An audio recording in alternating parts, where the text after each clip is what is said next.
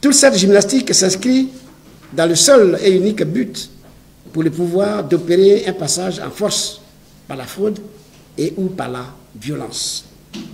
Nous n'oublions pas que c'est une manœuvre frauduleuse, savamment élaborée pour conserver le pouvoir et qui s'appuie sur 4 éléments clés. Mesdames et messieurs les journalistes, oh, qu'est-ce que je peux vous dire d'autre? Ces petits mots, merci. Vous êtes toujours là pour véhiculer notre message. Merci encore d'être venu. Merci d'avoir répondu à notre invitation. Nous sommes réunis, vous l'avez bien dit, pour un seul sujet. Le sujet est d'importance. Il s'agit du refus de la CEI d'organiser l'enrôlement des électeurs en 2025. C'est ça qu'il va agir tout à l'heure. Donc, vous convenez avec moi que la CEI prétexte du fait que, à travers son adjointe, Mme Maître Yapoubi, d'une réalité sur le terrain pour justifier le non-respect du code électoral. D'une réalité sur le terrain pour justifier le non-respect du code électoral. Il est donc pour nous de faire un constat, une analyse, avant de donner notre position.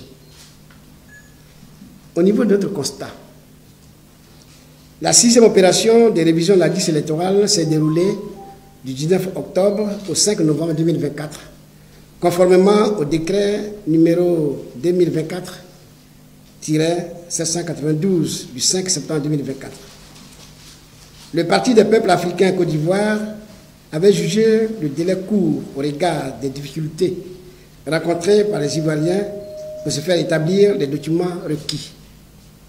La CEI, dans un communiqué en date du 8 novembre 2024, avait prolongé la période de recensement d'une petite semaine, c'est-à-dire jusqu'au 17 novembre 2024.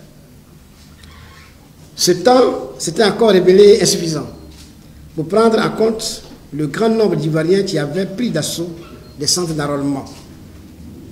En vue de réparer cette injustice qui frappe certains Ivoiriens à travers leur non-inscription sur la liste électorale, le PPACI avait compté sur la 7e opération censée se dérouler en 2025, conformément au code électoral qui l'exige chaque année.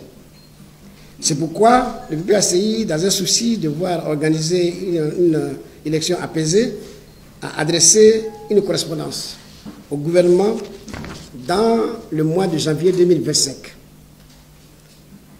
La CEI, pour justifier son refus, on l'a dit, à travers sa porte-parole adjointe, Mme Yapoubi, et cela le 9 février dernier, déclaré sur un plateau de télévision, et je cite, « Il est totalement impossible de réaliser une révision annuelle de la liste électorale en 2025. Ce n'est pas une question d'argent, mais plutôt une réalité sur le terrain. En tant qu'experts, au pluriel, en organisation d'élections, nous savons de quoi nous parlons. » C'est Mme Yapoubi qui dit cela. Quelle est donc notre analyse? En affirmant de façon péremptoire, je cite encore pour que ça soit bien dans l'esprit des uns et des autres, en affirmant de façon péremptoire, il est totalement impossible de réaliser une révision électorale de la liste électorale en 2025. Ce n'est pas une question d'argent, mais plutôt une réalité sur le terrain. En tant qu'experts en organisation d'élections, nous savons de quoi nous parlons. Félicitations, Madame Maître Yapoubi. À travers donc sa porte-parole adjointe, Maître Yapoubi Yolande, épouse Yapoubi, la CEI démontre à suffisance sa volonté manifeste d'entraîner allègrement le processus électoral ivoirien vers les abîmes. Le 9 février dernier, sur un plateau d'une chaîne de télévision ivoirienne, Maître Yapoubi disait qu'elle sait de quoi elle parle. Elle sait de quoi elle parle. Si tel est le cas, alors pourquoi la CEI ne prend-elle pas la peine d'expliquer aux acteurs de la vie politique ivoirienne et aux Ivoiriens les raisons qui fondent l'impossibilité d'organiser cette révision de la liste électorale, pourtant prévue par l'article 6 du Code électoral. L'article 6 du Code électoral, alinéa 3, à cet égard, dit clairement: la liste électorale est un document administratif sur lequel sont inscrits l'ensemble des électeurs. Elle est permanente et publique. La liste électorale est tenue à jour annuellement par la commission chargée des élections pour tenir compte des mutations intervenues dans le corps électoral. Voilà ce que dit la loi électorale. En effet, le législateur ivoirien, au terme du 3e alinéa de l'article 6 de la loi électorale, dispose que chaque élection dans le pays, pour chaque élection dans le pays, la liste électorale tienne compte des mutations, je dis bien des mutations intervenues antérieurement à cette élection, de sorte à permettre à tous les citoyens ivoiriens d'exercer leur droit de vote conformément à la Constitution ivoirienne. Dès lors, comment comprendre qu'on puisse raisonnablement affirmer que respecter la loi, c'est faire la révision électorale chaque année, mais pas forcément avant l'élection en année électorale? D'ailleurs, depuis quand la CEI s'est-elle rendue compte de l'impossibilité d'effectuer une révision en 2025? Pourquoi alors que cette institution est financée par le contribuable ivoirien, s'abstient-elle, je dis la CEI, s'abstient-elle de lui rendre compte? Pourquoi la CEI refuse-t-elle d'expliquer les réalités de terrain qui font qu'il est impossible de satisfaire à cette exigence légale alors que nous ne sommes qu'en février 2025? La CEI serait-elle au-dessus de la volonté du peuple? Du reste, sur la question de la nécessité d'organiser une nouvelle RLE avant l'élection présidentielle 2025, nous aimerions prendre le président de la CEI au mot. C'était le 19 octobre 2024, à Djiglo, lors de la cérémonie de lancement de la RLE 2024. Coulibaly Kuibière et la CEI avaient estimé à 4 500 000 le nombre d'Ivoiriens en âge de voter, mais qui n'étaient pas encore inscrits sur la liste électorale. Ils ont obtenu ce chiffre en croisant le nombre d'Ivoiriens en âge de voter recensé lors du dernier RGPH avec le nombre d'inscrits figurant sur le fichier électoral en leur possession. Or, malgré la prorogation du délai de la dernière RLE d'octobre à novembre 2024, sur cette estimation de 4 500 000, seulement 943 147 nouveaux requérants ont pu effectuer effectivement de l'inscription. Ce qui suppose qu'en tenant compte des chiffres qu'il a lui-même communiqués, il existe encore 3 500 000 Ivoiriens en âge de voter qui, pour des raisons diverses, n'ont pas encore pu se faire inscrire. Il est donc surprenant que le président de la CEI, qui affirme à chacune de ses sorties son engagement ferme à organiser des élections libres, transparentes et ouvertes, évoque l'éventualité de faire la RLE 2025 après les élections présidentielles. Option qui reviendrait à priver de leurs droits, donc à exclure potentiellement du scrutin présidentiel par simple décision administrative plus de 3 500 000 Ivoiriens en âge de voter, sans compter les nouveaux majeurs de 2025 et les inscrits qui ont changé dernièrement de domicile suite à un déménagement, soit de patronyme après un mariage.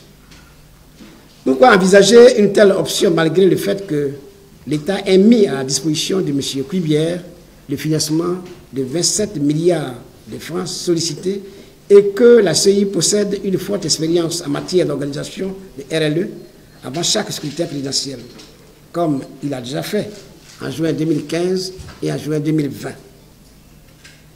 La Côte d'Ivoire, à ce jour, le seul pays du top 4 de la CEDEAO, encore dans l'incapacité d'organiser des élections apaisées et sans crispation.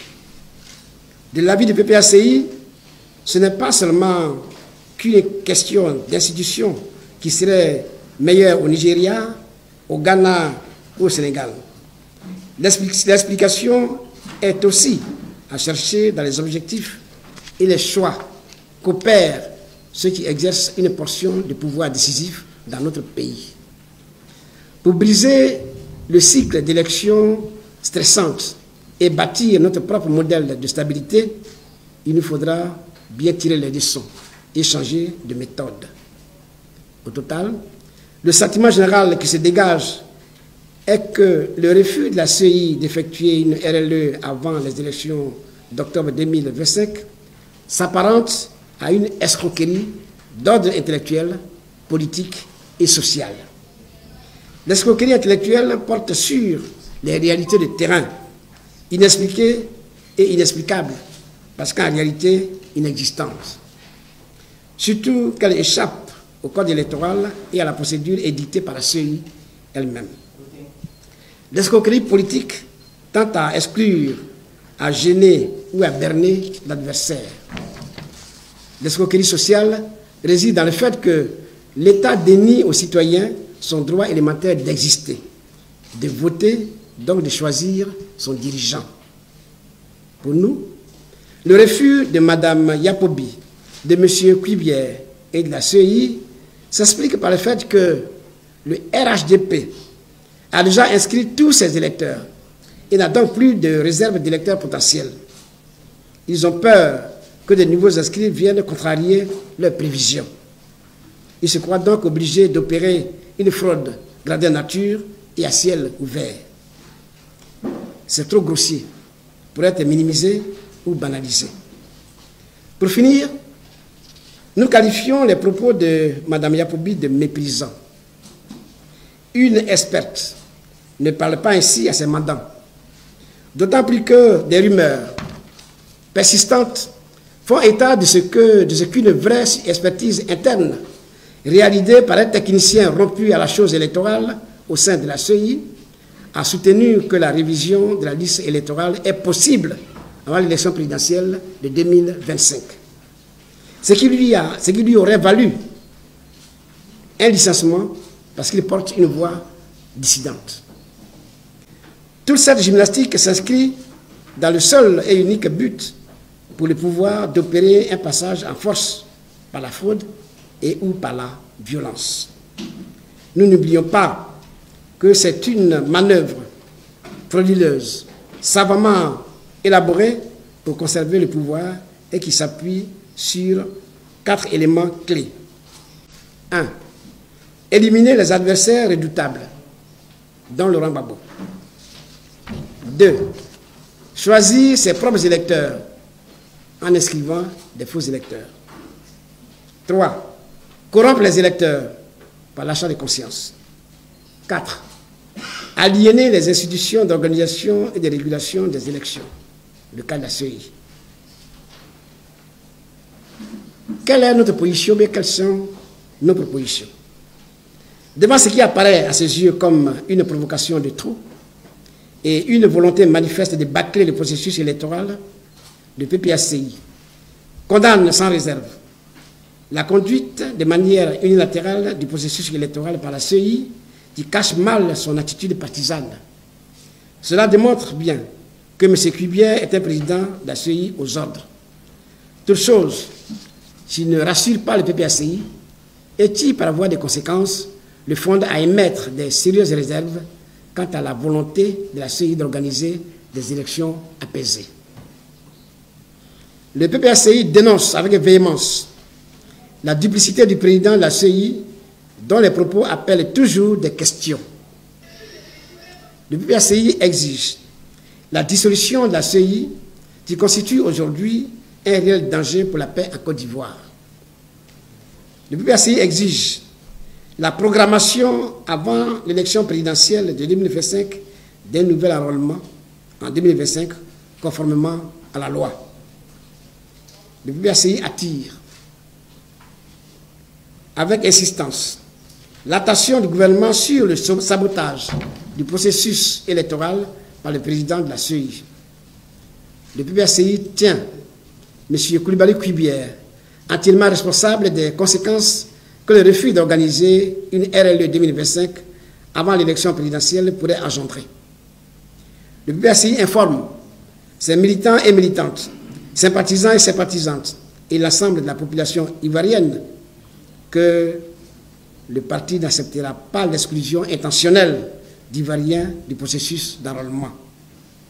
En attendant l'organisation effective de la RLE 2025, le PPACI demande à ses militants, sympathisants et à tous les Ivoiriens en âge de voter d'aller retirer leurs documents administratifs déposés depuis 2024 et qui sont encore en souffrance.